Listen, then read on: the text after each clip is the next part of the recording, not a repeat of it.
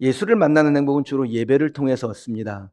찬양하고 또 기도하고 말씀을 듣는 가운데서 예수님을 깊이 만나게 되죠. 그런데 그것만으로는 완전하지 못해요. 그건 예수님에게 문제가 있는 것이 아니라 우리에게 문제가 있기 때문입니다. 하나님이 처음 아담을 만드셨을 때 얼마나 완전하게 만드셨습니까? 그래서 그 아담을 만드신 후에 내가 심히 보기에 심히 좋았다라고 하실 만큼 존재론적으로는 아름다웠다라는 겁니다. 그런데 아담이 홀로 있는 것을 보고 좋게 여기지 않으셨어요. 창세기 2장 18절에요. 여호와 하나님이 이르시되 사람이 혼자 사는 것이 좋지 아니하니 내가 그를 위하여 돕는 배필을 지으리라 하시니라. 혼자 있는 것이 좋지 아니했다라는 거예요. 그러니까 하와를 만드셔서 하나가 되게 하신 후에 존재론적으로 아름다웠던 인간이 관계론적으로 아름답게 되는, 그래서 완전케 되었다라는 겁니다. 다시요. 우리는 존재하는 그 자체로 아름답습니다. 완전하지요. 그런데 관계론적으로는 공동체를 이룰 때 가장 완전해집니다. 그것이 창조의 원리예요. 교회의 기능은 구원이 아닙니다. 여러분이 교회 나오지 않아도 예수를 구세주로 고백하면 구원받습니다. 그러니 간혹 전도할 때 교회 다니세요 이렇게 전도하는 것보다는 좀 더 복음적 표현은 예수 믿으세요 라고 하는 것이 더 좋은 표현이죠. 그럼 교회를 다니지 않아도 구원을 받는데, 예수 믿으면 구원받는데 왜 교회를 다녀야 합니까? 존재론적으로는 아름다운데 예수 믿으면요, 관계론적으로도 아름답게 되어야 완전한 것이 창조의 원리이니까 여러분 교회 안에서, 믿음의 공동체 안에서, 셀 모임 안에서 하나님을 경험하는 공동체를 이루어 존재하는 여러분이 관계적으로 아름답게 되라는 겁니다. 그러므로 예수는 믿는데 교회를 다니지 않는다? 교회는 다니는데 예배만 드리지 믿는 사람들과 교제가 없다? 이거는 관계론적으로 아름답지 않은 것입니다. 모든 성도는 예배를 통해서 하나님과 예수 그리스도와 성령님을 만나고 소그룹을 통하여 예수를 만난 사람을 만나야 하며, 그것이 우리에게 진정한 행복의 완성인 줄 믿습니다. 그래서 여러분들은 다 소그룹, 셀에 속하셔야 됩니다. 첫 교회로 우리 교회를 선택하신 분들에게는 뭐 큰 문제가 없겠지만, 다른 교회를 오래 다니시다가 우리 교회로 오신 분들에게는 이 셀이라는 단어가 좀 익숙하지 않은 용어일 수 있겠죠. 셀은 세포라는 뜻입니다. 근데 이 세포라는 말이 매우 성경적이고, 그리고 처음 교회에서 보였던 모습과 아주 흡사합니다. 세포는 서로 연결하여 몸을 이룹니다. 성경에서 성도를 뭐라고 표현하죠? 지체라고 표현하죠. 지체는 서로 연결된 상태이니 그 성도 하나하나가 서로 연결되어 교회 공동체를 이루는 것입니다. 그러니까 셀은 지체인 것이고, 지체는 서로 연결되어 교회가 됩니다. 우리 몸의 작은 일부로 그 몸에서 떼어내도 생명체가 되고 몸에 붙어 있어도 생명체가 됩니다. 그래서 한 공동체 안에 있다가 분리하여 또 다른 몸을 이룰 수도 있고요.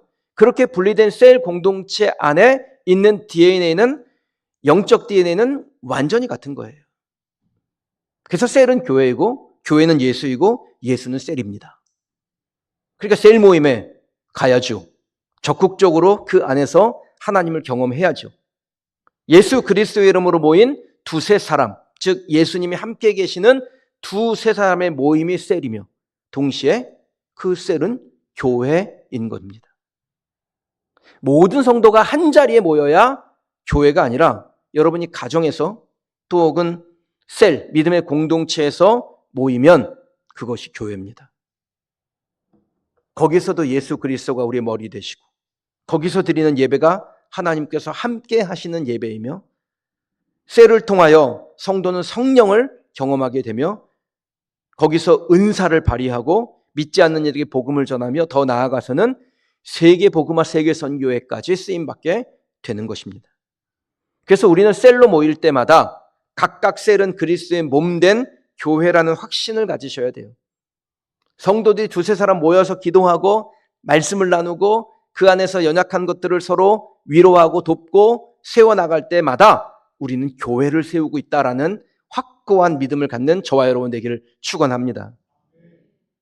그것이 교회를 사랑하고 주를 사랑하는 일입니다. 우리 교회가 사도행전에 나오는 교회들처럼 몇 사람이 모이든 간에요, 하여튼 복음이 역사하여 살아 꿈틀거리는 생명 있는 교회, 처음 교회의 모습을 따라가는 우리 교회 되기를 주님의 이름으로 축원합니다. 거기에 잠재적 가족인 믿지 않는 이들을 청하여 복음을 전하며 교회를 더욱 교회되게 하는 일에 헌신하는 우리 성도들이 되시길 바랍니다. 이처럼 중요한 셀, 이거 잘 해야 되겠죠. 셀은 소그룹이라고 했으니 뭐 4명이나 5명이나 6명이나 이렇게 묶어두면 된다, 이렇게 생각하면 실패합니다.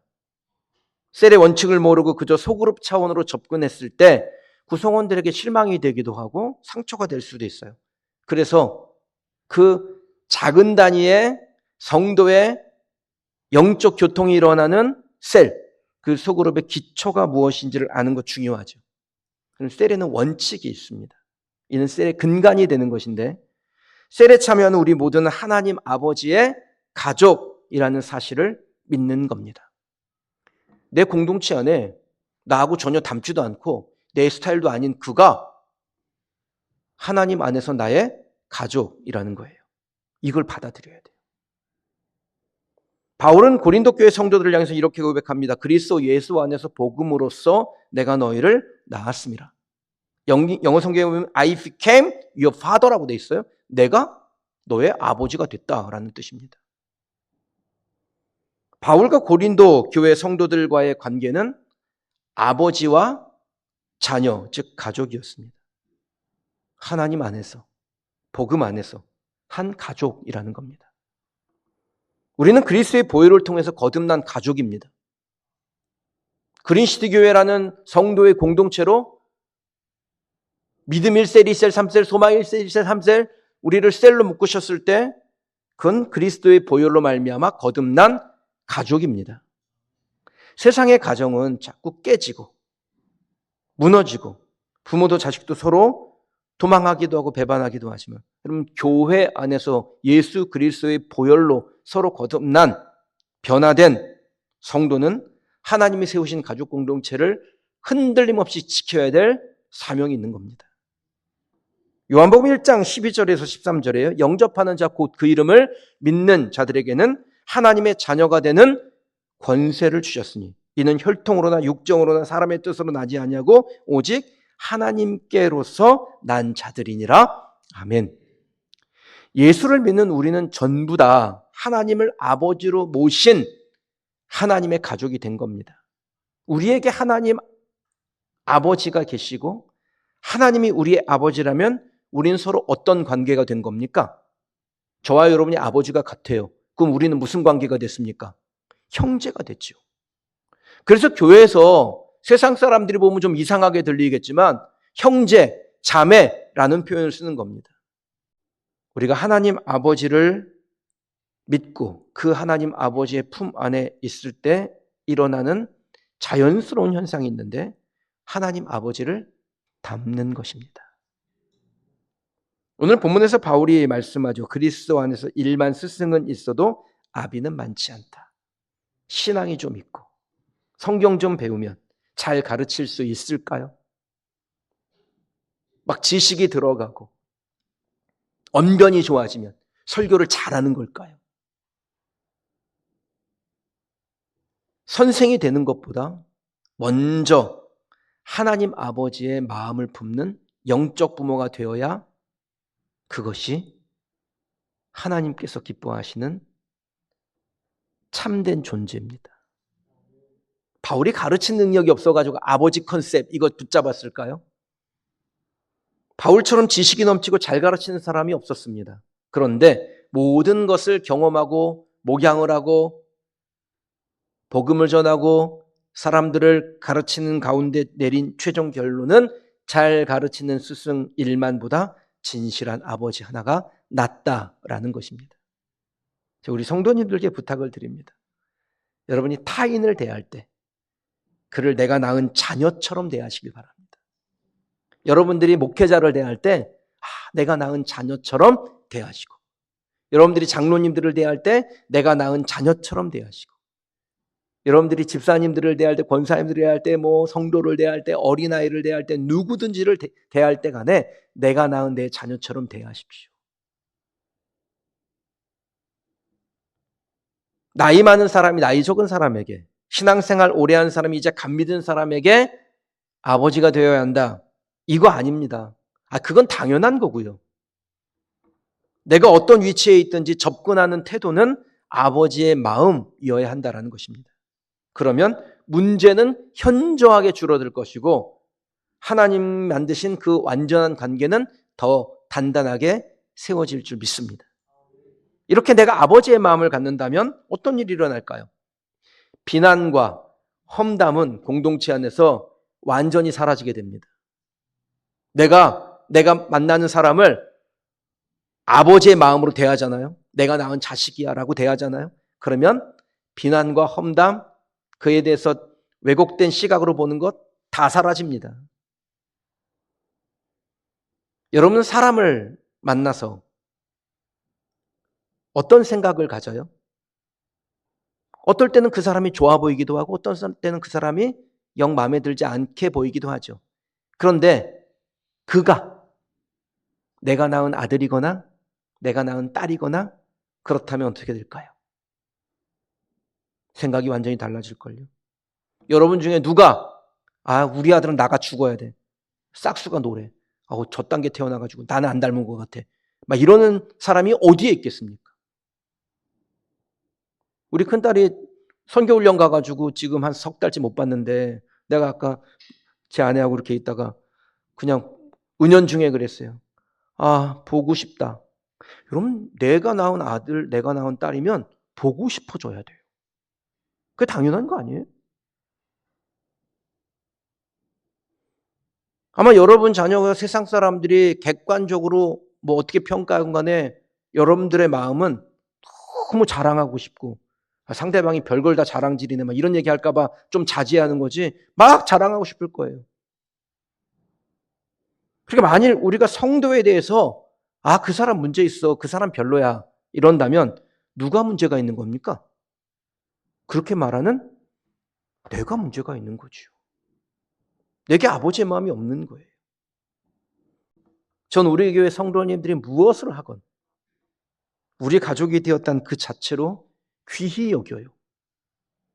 그러니까 여러분들이 뭘 잘해야지 제게 칭찬받지는 않습니다. 여러분이 뭘 그림을 가져오면 너무 잘 그렸네요. 벽에다 걸어요. 그런데 점점 우리 성도들의 그림이 막 벽에 걸리는 거예요. 못했다는 게 아니라 무엇을 가져오건 전 다 벽에 걸어요. 언밸런스가 나든 말든 그게 뭐가 중요해. 우리 성도님들이 뭘 사역을 하면 저는 잘했다고 봐요. 우리가 무슨 어디 유명한 방송국에 프로그램을 내보낼 겁니까? 그냥 하면 되지. 여러분의 실적이 만족이 아니라 존재가 만족입니다. 그게 우리 교회가 잘 되고 제가 잘 되는 이유라고 저는 생각합니다. 부흥하는 교회들의 특징은요, 성도들이 담임 목사를 그렇게 칭찬을 해요. 그러면 새 가족이 그런 줄 알고 와요. 와서 보니까 설교도 안 되고 그냥 생긴 것도 좀 그렇고 다 그래 보이는데 와가지고 우리 목사님 너무 괜찮지 않아요? 막 이러는 거예요. 그래서 그런가 보다 그렇게 믿다가 정말 그런 줄 알고 그러고 삽니다. 그걸 사회학에서 동조화 현상 커플링 효과라고 해요. 7명의 사람들에게 길이가 다른 A, B, C, D 4개의 선을 보여주고 어느 선이 가장 짧은지를 물어봤습니다. 누가 봐도 정답은 A예요. 그런데 미리 짠 6명이 다 B라고 대답을 하는 거예요.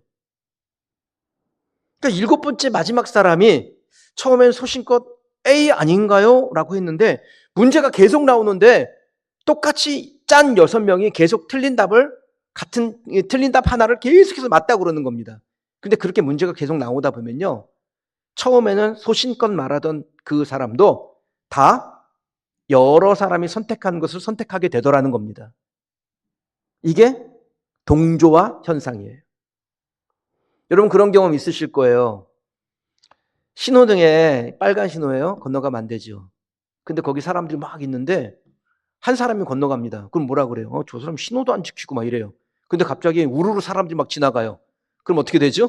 아, 가야 되나 보다. 그럼 나도 가지요. 이런 게 동조화 현상이에요. 여러분 커플링 효과는 긍정적인 측면에서도 또 부정적인 측면에서도 일어나는데 부정적인 측면에서 커플링 효과가 일어나면 큰 사고로 이어집니다. 영국 군인들은요, 다리 위에서 오와 열을 맞춰가지고 행진하지 않아요. 다리를 건널 때는 막 이렇게 딱 각을 맞춰 걷다가도 다리를 건널 때는 그냥 무작위로 건너갑니다. 오른발, 왼발, 오른발 딱딱 맞춰서 행진하다가 다리가 무너진 적이 있거든요. 실제로 1831년에 영국 북부의 현수교에서 발 맞춰 지나가던 군인의 행진으로 인해서 다리가 무너졌는데 거기서 60명이 죽었어요. 다리 상판에 진동이 있는데 그 진동과 이 군인들의 행진의 사이클이 딱 맞아가면서 공진 현상이 일어나가지고요.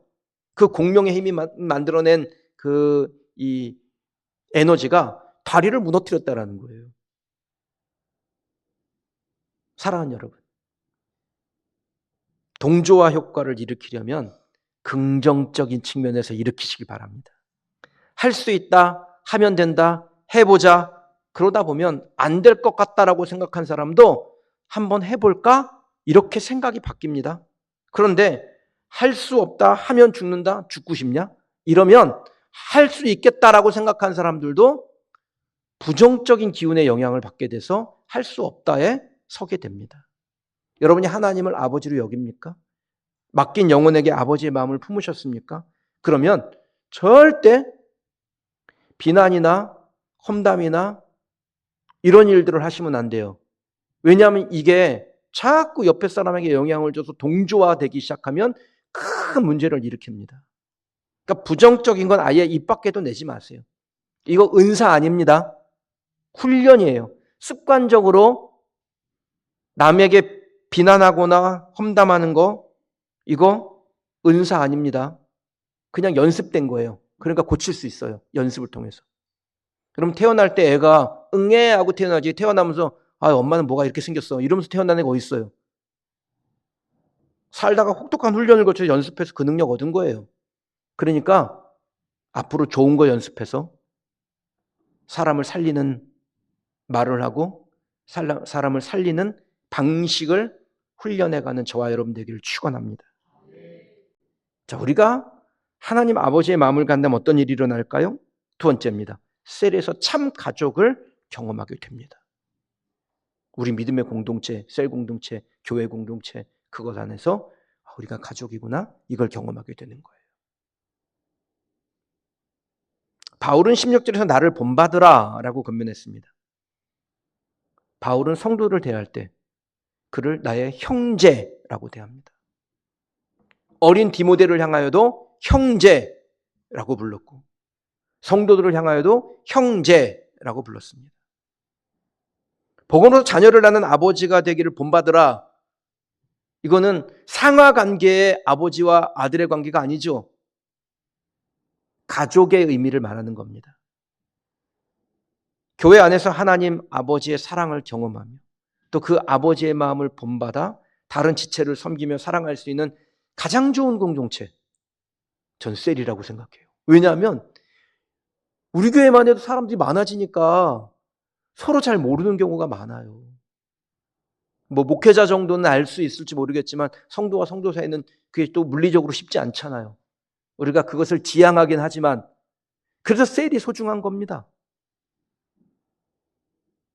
여러분의 셀이 교회 그 자체이며 하나님 아버지의 가족 공동체 그 자체인 줄 믿습니다. 거기서 말씀 깨닫고 거기서 서로 약함을 고백하고 용서를 경험하며 또 믿지 않는 분들을 위해서 기도하는 가운데 하나님의 사랑이 어떻게 흘러가는지를 경험하는 것입니다. 근데 그렇게 지내다 보면 서로 맞지 않는다라는 것을 발견한 날도 있을 겁니다. 그래도 이상하게 여기지 마세요. 그거 당연한 거예요. 그러니까 뭐 세일을 바꿔달라. 아우 저 사람 딴 데로 보내달라. 그런 말 하지 마세요. 가족이니까 좀 싸울 수도 있겠죠. 근데 가족이니까 용서도 하고 화해도 하고 함께 식사도 하고 어려운 일이 있으면 서로 돕고 그렇게 가족을 경험하는 것입니다. 전 여러분이 셀 안에서 한 번도 싸우지 않았어요. 그런 셀은 좀 좋은 셀이 아니라고 생각해요. 싸우세요. 또 여기까지만 더 듣고 우리 목사님이 서로 싸우라 그랬다 뭐 이러지 마시고 싸우세요. 그런데 용서도 하고 이해도 하고 같이 울기도 하고 막 그러세요. 그게 가족입니다. 우리 셀 리더들께 당부드릴게요. 여러분 영적 아버지, 영적 어머니로 하나님이 먼저 세우셨잖아요. 그러니까 하나님 아버지의 마음을 품으십시오. 셀원들이 여러분에게서 하나님 아버지의 마음을 배워서 그들도 좋은 셀 리더가 될 수 있도록 그렇게 도우십시오. 혹시 그런 셀 있나요? 우리는 뭐 나중에 셀 나눌 것도 없고 그냥 집사님이 계속 셀해. 그냥 우리는 그 밑에서 그냥 재미있게 살면 돼. 그거는 자식을 낳는데 너 결혼하지 마. 너 늙어 죽을 때까지 여기서 함께 있어야 돼. 이런 거랑 똑같은 거예요. 나중에 속 터집니다. 교회 안에서 계속해서 하나님 아버지의 마음을 경험하고 그 아버지의 마음을 서로 나누고 그래서 자라나고 자라나면 또 같은 DNA를 가지고 분리하고 또 자라나고 그런 가족 관계를 만들어서 영적 가문화되는 그러한 은혜가 저와 여러분의 길을 축원합니다. 사랑하는 여러분, 우리는 하나님 안에서 가족입니다. 하나님이 우리 아버지세요. 세상 아버지가 못해준 사람, 저는 하나님 아버지가 다 부어준다라고 믿습니다. 로마서 8장 32절입니다. 자기 아들을 아끼지 아니하시고 우리 모든 사람을 위하여 내주신 이가 어찌 그 아들과 함께 모든 것을 우리에게 주시지 아니하겠느냐. 하나님 아버지가 자녀인 우리에게 그 아들과 함께 모든 것을 우리에게 주시겠다라고 하셨어요. 우리는 하나님으로부터 모든 것을 공급받을 수 있습니다. 아멘입니까? 제가 자주 여러분에게 말씀드리지만 너무 집에 가서 아멘 하려고 하지 마시고 여기서도 좀 하세요. 우리는 하나님으로부터 모든 것을 공급받아요. 하나님 아버지의 마음을 배우고 성장할 수 있으며 하나님 아버지처럼 다른 영혼들을 사랑하며 양육하며 복음으로 낳는 부모가 될 수 있습니다. 그 사람이 교회를 몇 년 다녔느냐? 그걸로 만들어지는 게 아니에요. 내가 하나님 아버지의 마음을 배웠고 그 아버지가 나를 다 공급하셨고 나에게 장성한 분량이 되어 또 다른 영혼들을 섬기는 아버지의 마음을 갖기를 원한다라는 것을 명확하게 알면 그 사람은 아버지가 됩니다. 그래서 하나님의 가족이 누리는 사랑과 성숙과 기쁨의 열매를 30배, 60배, 100배로 누리게 됩니다. 오늘 이곳에 있는 저와 여러분들이 먼저 누리시길 축원합니다. 그리고 우리가 만나는 사람들에게 교회 안에서 가정에서 일터에서 어디서든지 만나는 그에게 내가 하나님 아버지의 마음을 배워 아버지 어머니가 되어 그 하나님 아버지의 사랑을 흘려보냄으로 그의 영혼을 온전케 하는 일에 쓰임받는 성도, 그 아름다운 삶으로 살아가는 저와 여러분이 되시기를 주님의 이름으로 축원합니다.